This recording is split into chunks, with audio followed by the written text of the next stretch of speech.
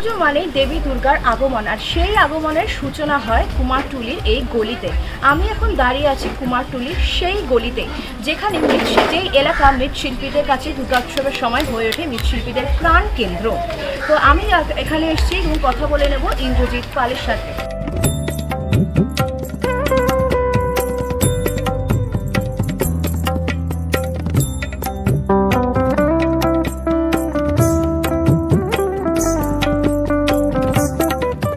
দুর্গাপুজো মানেই দেবী দুর্গার আগমন, আর সেই আগমনের সূচনা হয় কুমারটুলির এই ঘিঞ্জি গলিতে। তাই এখন আমরা চলে এসেছি সেই কুমারটুলির গলিতে ইন্দ্রজিৎ পালের কাছে। শুনে নেবো আমরা তার থেকে কিছু কথা। প্রথমে জিজ্ঞেস করবো, আপনি কেমন আছেন? আমি এখন ভালো আছি, কিন্তু আমাদের সূর্যদেব ভালো নেই। আচ্ছা আচ্ছা। কেননা এই আমরা 3 মাস ধরে টানা বৃষ্টি। আচ্ছা আচ্ছা।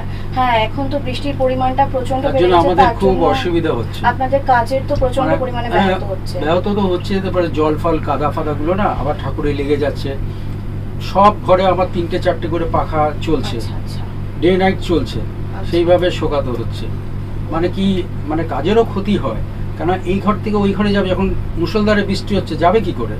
এখন যদি একটা লেবারের যদি অসুস্থ হয়ে পড়ে তাহলে তো কাজে আরও ক্ষতি হবে।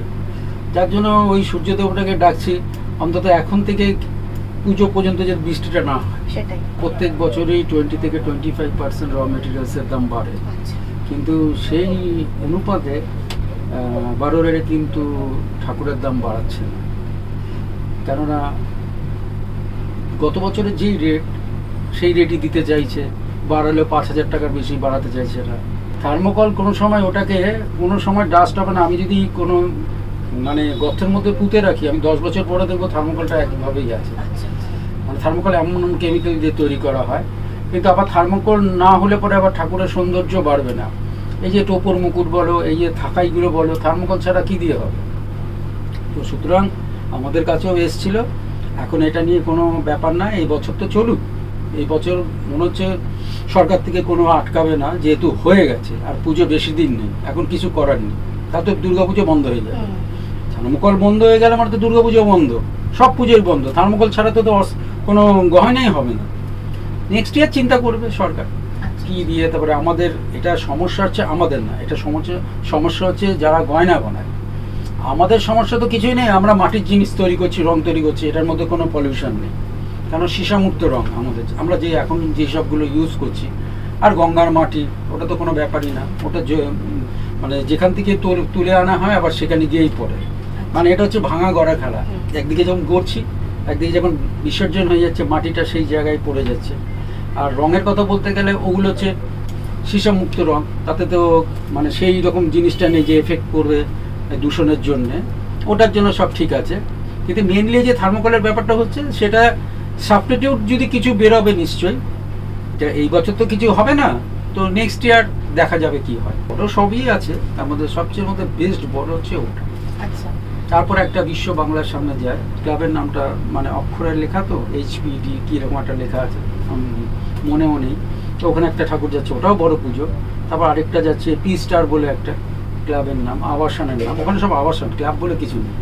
আবাসনের পুজোগুলো ওই এখানকার দুর্গা পুজোর মতন, আমাদের যে রাস্তায় যেরকম পুজো হয় ওই রকমই ওদের বাজেটের পুজো হয়। তো ওখানে যাচ্ছি, বউবাজার আছে, কসবাতে আছে, তারপরে আমার ওটা কী বলে বালিগঞ্জে আছে, তারপরে এতে পাইকপাড়ায় রয়েছে, তারপরে রয়েছে হচ্ছে আমাদের একটু বাইরে রয়েছে বারুইপুরে রয়েছে, বোটানিক্যাল গার্ডেন রয়েছে, এরকম বিভিন্ন জায়গা আছে। এখানে আইরিটলাতে আছে।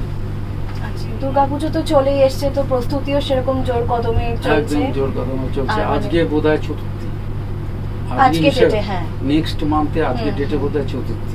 আচ্ছা, মানে আজকের ডেটে আমাদের সব কমপ্লিট করে দিয়ে আসতে হবে।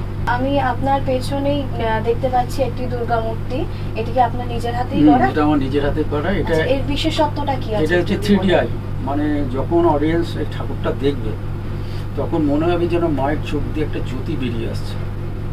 কেননা এটার মধ্যে এখন আমেরিকান ডায়মন্ড আছে, তার মধ্যে হিরে বসবে, একটা একটা করে একটা হিরে বসবে। রিফ্লেকশনটা যে আসবে অডিয়েন্সের চোখের দিকে, এতদিন কেউ কিছু এটা করেনি। এটা এক্সপেরিমেন্ট আমি করেছি। যখন লাইটগুলো হ্যালোজেনগুলো মারবে, যখন ওখান থেকে মেটালগুলো যখন পড়বে, তখন একটা মানে মায়ের চোখ দিয়ে একটা জ্যোতি বেরোবে। অডিয়েন্স আর জিজ্ঞেস করবে যে এত ঠাকুর দেখেছি এইরকম একটা জৌলস ভাব, এরকম রিফ্লেকশন আসছে, জিজ্ঞাসা নিশ্চয়ই করবে। তখন যারা ক্লাবে আছে তারা বলবে এটা এইভাবে, তার আগে ভাইরাল হয়ে যাবে। এটা এখনই ভাইরাল হয়ে গেছে, যখন আমি আসল ঠাকুরকে করবো, এটা একটা ডেমো। আচ্ছা, মায়ের চোখ আপনি নিজের হাতে আমি নিজেই আঁকি। আচ্ছা, মায়ের চোখটা আমি নিজে আঁকি। আর কিছু চোখ আছে আমি লোক দিয়ে আঁকাই, কিন্তু মায়ের দুর্গার চোখটা আমি নিজেই আঁকি, ওটা কাউকে হাত দিতে দিই, ওটা আমি নিজেই মানে প্রথম থেকে করছি, এখনো করে যাচ্ছি। দুর্গা ঠাকুরের চোখ আমি কাউকে দিই না, ওটা আমি নিজেই করি। আর সাইড পুতুল তো অত পারা যায় না, তার জন্য একজন চোখ আঁকার জন্য লোককে ঠিক করি। আমি তাকে বলে দিই আমার কিন্তু ধাঁচটা কিন্তু এইরকম হবে, আপনার ধাঁচে চলবে না, আমার মুখের চোখ দেখে নিন, দুর্গা ঠাকুরের চোখটা এইরকম আপনি আঁকবেন, সেগুলো এঁকে দিচ্ছে।